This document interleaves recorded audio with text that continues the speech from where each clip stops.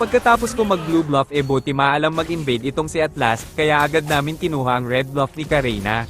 Kaya habang wala pa si Karina, agad namin pinag-uupog itong red bluff niya, at sa kasamaan palad na pinalad, nagtagpo ang aming tadhana, kaya siya ay pinag-ikot-ikutan ko hanggang siya ay matumba.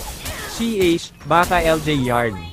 At dito may pag-thumbs up pa itong si Atlas, kaya ayan thumbs up din sa'yo boy, wash out sa'yo, at talagang matapang itong si Karina, walang kaabog-abog kami ay in-invade niya, kaya sabi ko kay Atlas cool down ang aking petrify, kaya siya muna ay aming binigyan, ayan tuloy para siyang nahibang. Tingnan nyo itong si Atlas, ubod ng tapang, biruin nyo in-invade niya ang kalaban kahit para na siyang nahihibang, pero hindi ko lubos akalain na marunong pala siyang gumamit ng trait, bigla siya nag-teleport sa harap ng kalaban na para bang si Son Gohan, ayun tuloy bagsak ang isang timang. Sa sobrang bait ni Bagang siya tuloy ay aking inisahon. At dito habang ako ay naghahanap ng bibigyan, bigla naman sumulpot itong mukhang kalabaw na oranggutan. Siya na sana ay aking papatakbuhin, kaso bigla nagbago ang akin isip na hindi ko na pala siya papatakasin, at bigla bumulong si Atlas, sabi niya sa kanya na lang ang kill kaya agad ko naman itong ibinigay para siya ay hindi tamarin. At habang hinahabol ko itong si Karina, ay grabe ang bilis niya. Balik ka sabi! Ngayon ko lang napagtanto mahirap talagang maghabol pag may edad na.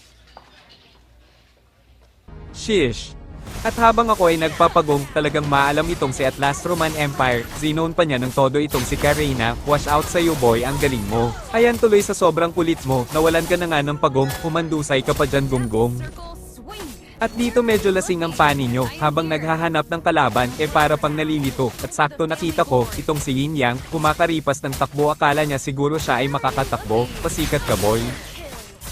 At sakto na mataan ko na naman ang kalabaw na mukhang oranggutan, kasama pa niya si Angelina, kaya sabi ko sa mga kakampi ko tabi na, ako na, sheesh.